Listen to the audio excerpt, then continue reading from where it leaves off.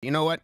Why would you want to be inside a dark room when it's finally going to be warm and sunny outside? Get outside. Who better to talk to on the eve of a sunny weekend than Mr. Spring himself? Jonas Spring is an avid gardener, owner of the landscaping business Ecoman. Good morning. Good morning. What's your favorite thing about this time of the year? It is the buds that are fattening up and just showing us that it's about to be that time when everything sort of starts fresh and clean slate, and just seeing that excitement of everything happening. Were you worried that those buds, the wee things sticking out of the ground, would take a hammering? I mean, the ice and snow. We actually got lucky because it was cold basically all the way through. Had we had, that wobbly jet stream, had we had the heat first and then the cold, then we would have tricked the plants would have been all tricked, but they actually are mostly dormant. The gardens look pretty bare right now, except for a few ephemerals coming up. Was out yesterday and noticed that my local garden center was open. It was like, oh. Well, it's probably Fiesta, wasn't it? Yes, indeed. For the gardeners that are out there, what is your advice for this weekend? I was tempted to go in, and I thought, you know what, it's only the, 19th of April yesterday, so I'm going to keep on moving. But what is your advice for this weekend for gardeners? Well, I would say, first of all, go outside, stop for a moment, take a breath, close your eyes, let the sun beat on your face, listen for the tweeting birds, enjoy the smell of the soil sort of coming awake, and spring, the smell of spring.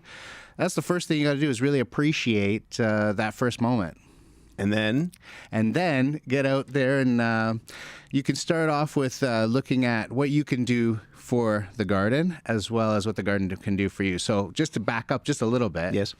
If you think about the garden as actually part of something bigger, right? So each garden is part of an interconnected green space that forms the corridor, which forms an even bigger thing, which is our urban canopy. So this year, start to think about where you're situated in that and how you can participate in that larger picture. That's nice. Is it too, I mean, you think about it in the big picture like that, and you think, well, I have a role in it. Is it too early to do anything in the garden aside from standing there and smelling the soil and listening to the birds? Well, it's not too early. You can do a few things. For example, if you have, let's say you have some tall grasses from last year.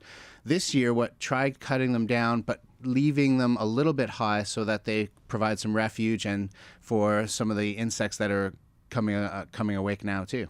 What do you like to plant at home? What goes on in your garden? I have a mixture of some food plants and some ornamental plants, some native plants. I have ironwood, I have chives, I have raspberries, I have witch hazel. I actually have a hardy kiwi, which is like a vine that produces like kiwis the size of grapes. Oh, wow. And it grows like super vigorously, so, caution, but they are edible, and it's kind of like a conversation thing, right?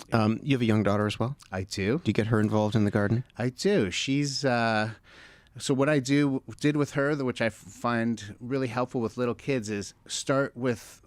Well, let me back up for a sec. The main thing with appreciating gardens is familiarity, right? So the names of plants is good, but also just like repeat. So I had her out there. I would name every plant that I knew and that she could see. I'd have her water them all repeatedly. And what happened is over time, she would actually, see them. It's actually about literacy. It's about being able to see the environment. So she actually sees it. Then she doesn't step on it and trample on it while she's playing because she watered that thing. She has that connection. She has some sort of ownership over it. Yeah. What are you going to do this weekend? I am going to wake up super early before she wakes up, so I have some actual private time outside, which is one of my favorite things to do on Saturdays, to actually just have a little bit of alone time. Yeah.